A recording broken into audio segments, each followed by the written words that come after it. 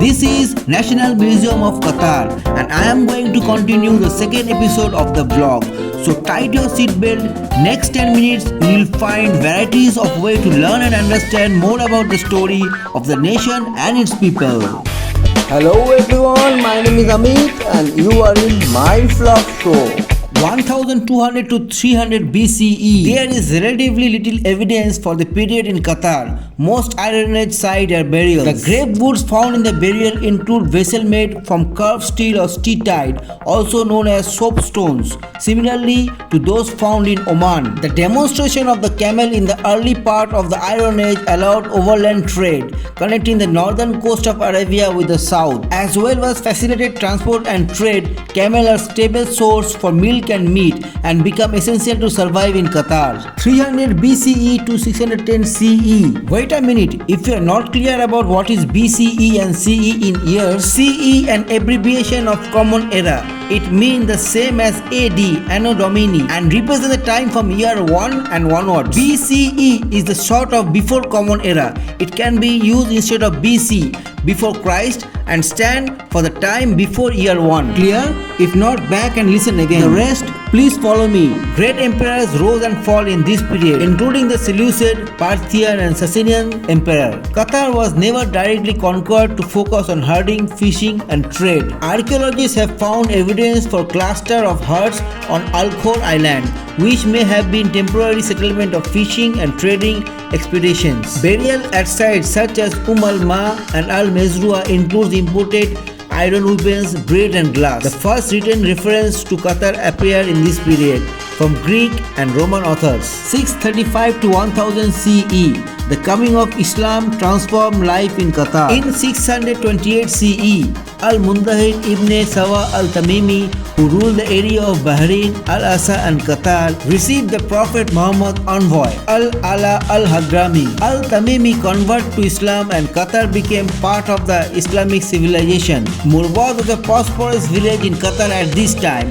Archaeologists have excavated 2 mosques, 1 fort, a cemetery and fortified house at the site in northwestern Qatar. They have also discovered diving weights, fishing equipment, imported ceramic and coinage, which provide the evidence of the economy, trade connection and the prosperity of the town.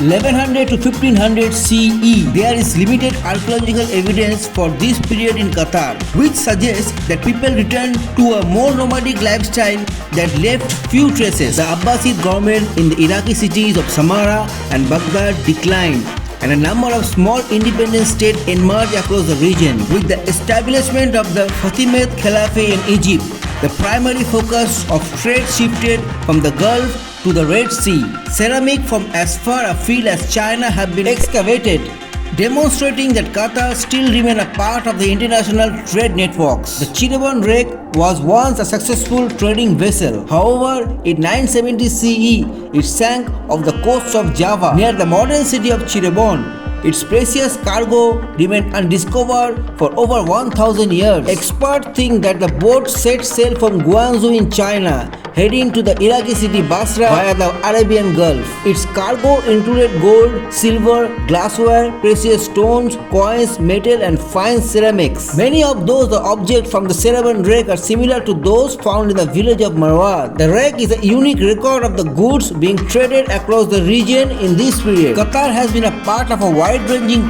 trade network for thousands of years. Archaeological sites such as Murwa in northeast Qatar provide evidence for this trade. Murwa was a prosperous village occupied during the 800 CE. Archaeologists working there have discovered glass, braid, ceramic and metalwork from Persia, Central Asia and beyond.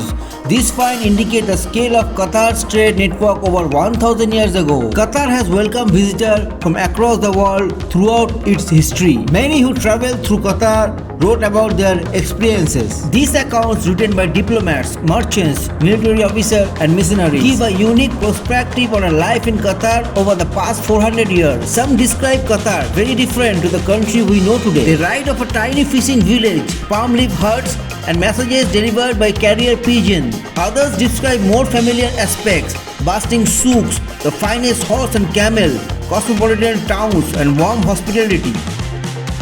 Then I come to a presentation where shows movement of Qatar. This exhibit presents the traditional way of life of the people of Qatar and the cycle of seasonal movement between the inland and the coast. People observe the changing of season and constellation to guide them. The dial shows the month, season and the stars that determine the pattern of movement. I swear, presentation will make you think all the movement is going on within the map.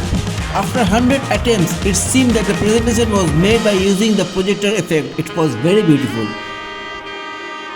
Animals have been essential to life in Qatar for centuries. They were a source of milk, meat and wool, co-hunter, companion and above all, a mean of transport. People and animals depend on each other. Animals were used to transport people, goods, food and water in the challenging environment of the peninsula.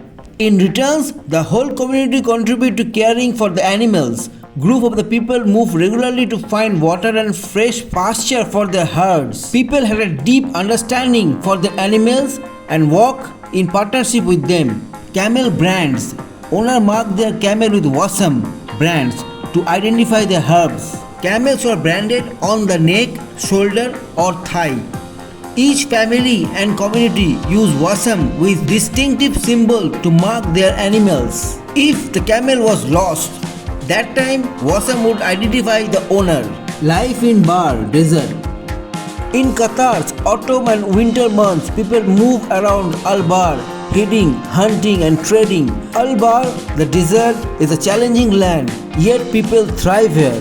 The people of the bar, depending on one another between families, communities and their warmth, trust and solidarity. People pass on essential knowledge and share the value of hospitality and respect.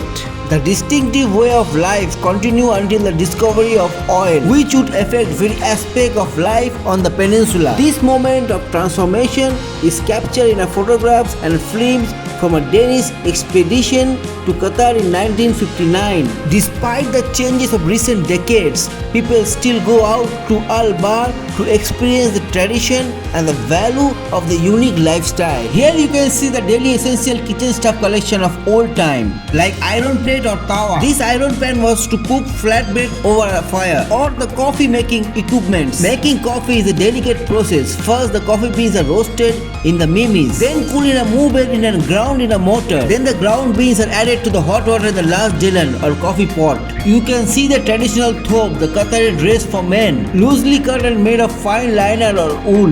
And Qatari women wear combined comfort, modesty and style, fascinating a woman busy and active lifestyle. Jewelry was usually important to Qatar, although some was crafted and sold locally. Even simple items are made with a great skill and care. For example, the white gold marble ring display here is decorated with 3 lines of tiny granules, creating an elegant design. The color of women's dress and decoration were an important element of traditional. The display featured a dera with a vibrant floral pattern and hand-embroidered decoration. Traditional jewelry includes the misbah and Maria tablet displayed here.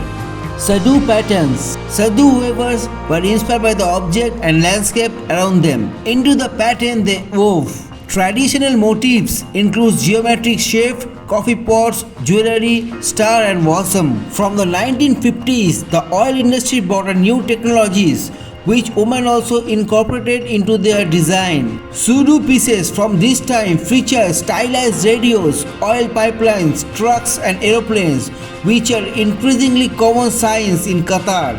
The objects displayed here were used in Qatar in the 1800s and 1900s.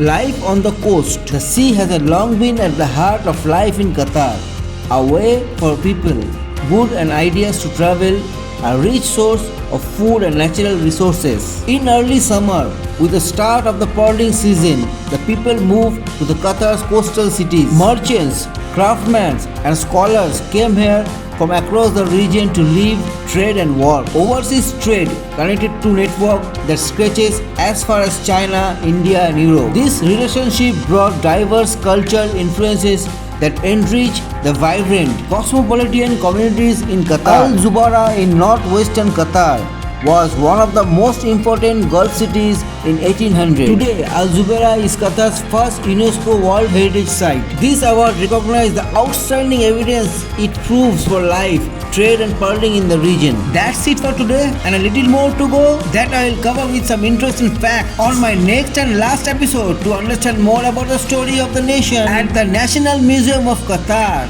My name is Amit and you are in my vlog show. I will share fascinating facts and stories about different time periods, events and historical figures. So keep in touch.